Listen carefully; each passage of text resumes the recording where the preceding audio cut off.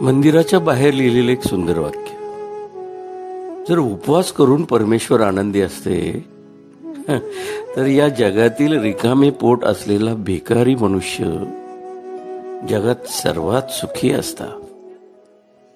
उपवास शरीरासाठी नाही तर विचारांसाठी केला पाहिजे. मनुष्य स्वतःच्या नजरेत सुखी असला पाहिजे. जग तर परमेश्वरापासून सुद्धा दुखी आहे.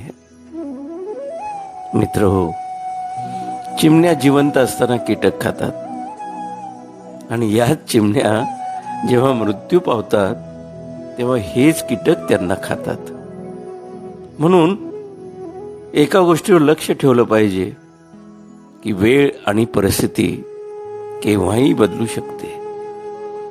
त्यामुळं कधीही कुणाचाही अपमान करू नका. कधीही कुणालाही आजमावू सुद्धा नका.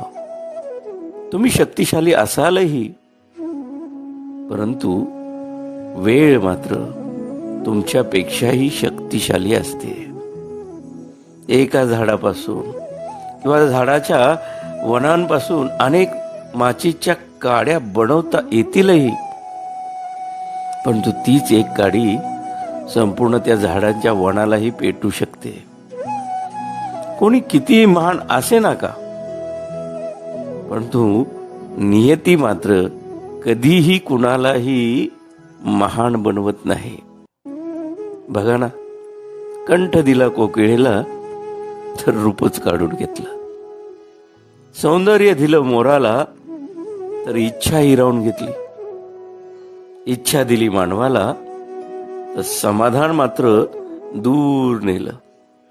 आणि समाधान दिलं संतांना तर संसार हिसकावून घेतला.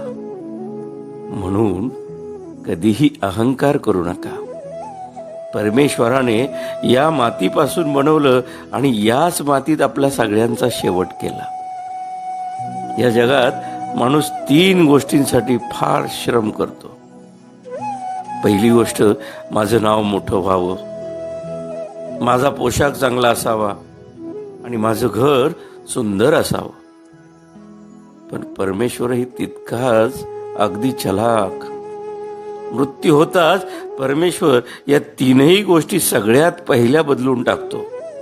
नावापुढं स्वर्गीय, पोशाख कफन आणि घर स्मशान करून टाकतो. कटू आहे पण सत्यही आहे, जे आपण समजून कधीच घेत नाही. अहो, दगड एकदाच देवळात जातो पण भगवंत होतो. माणूस 1000 वेळा मंदिरात जातो पण दगडच राहतो.